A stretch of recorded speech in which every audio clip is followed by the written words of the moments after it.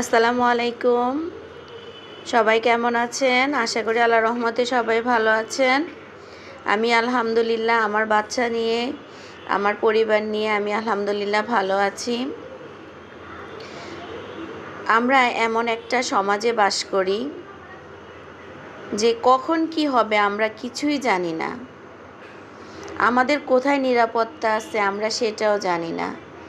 আমাদের বাচ্চারা যে স্কুলে গিয়ে, কোচিংয়ে গিয়ে, তারপর পরীক্ষার হলে গিয়ে কোথায় যে সেফ থাকে বা আমরা কোথায় সেফ থাকবো আমরা নিজেরাও জানি না।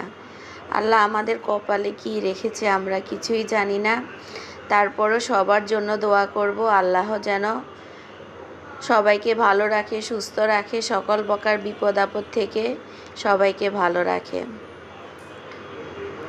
কালকে যে ঘটনা হয়েছিল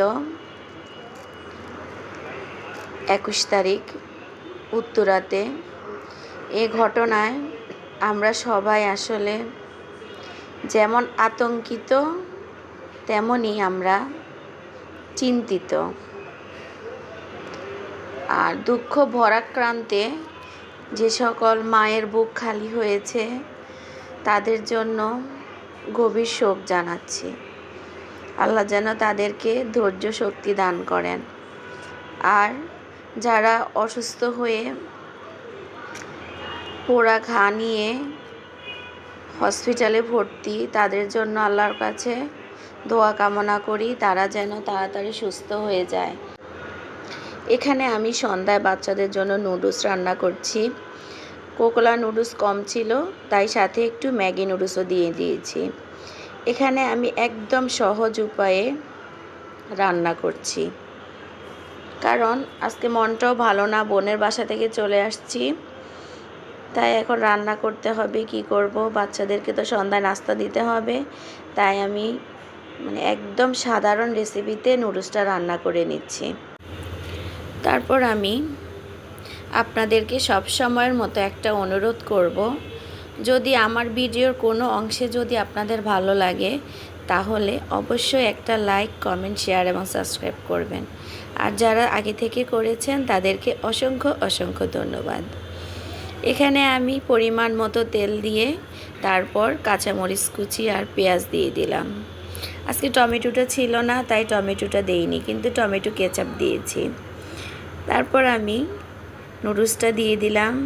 এখানে আমি প্রায় 5টা ডিম দিয়েছি, কারণ অন্য কিছু ছিল না, মাংস ছিল না, এজন্য একটু ডিমের পরিমাণটা বেশি দিয়েছি।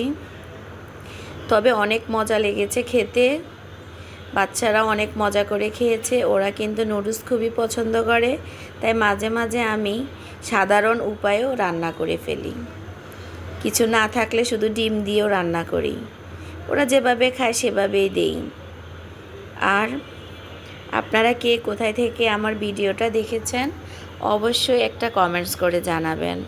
সবার জন্য অনেক দোয়া রইল, আর সবাই সবার জন্য দোয়া করবেন। আল্লাহ সবাইকে যেন হেফাজতে রাখে, সব রকমের বিপদ আপদ থেকে যেন মুক্ত রাখে, আল্লাহর কাছে এই দোয়া করি। এই যে দেখেন, নুডলসটা সাধারণ রেসিপিতে রান্না করলেও অনেক মজা হয়েছিল। আর এখানে একটু টমেটো সস দিয়ে দিচ্ছি। টমেটো সস দিয়ে নুডলস খেতে না কেন জানি অনেক ভালো লাগে। আর বাচ্চাদের জন্য রেডি করে নিচ্ছি। এই যে আমি এখন একটু নুডলস খেয়ে নিচ্ছি। আমার কাছেও গরম গরম নুডলস খেতে ভালো লাগে। আমার মতো কোন কোন আপু ভাইয়াদের এভাবে গরম গরম নুডলস খেতে ভালো লাগে অবশ্যই জানাবেন। আমিও খুব পছন্দ করে খাই। কি করব, গরম গরম খেতে কেন জানি নুডলসটা অনেক ভালো লাগে। ঠান্ডা হলে আবার আমি খেতে পারি না। আর সন্ধ্যার আয়োজনের চা ছিল, সেটা স্কিপ হয়ে গেছে, আপনাদের সাথে আর শেয়ার করতে পারলাম না। সবার জন্য অনেক দোয়া এবং ভালোবাসা রইল। আসসালামু আলাইকুম, আল্লাহ হাফেজ, ভালো থাকবেন সবাই।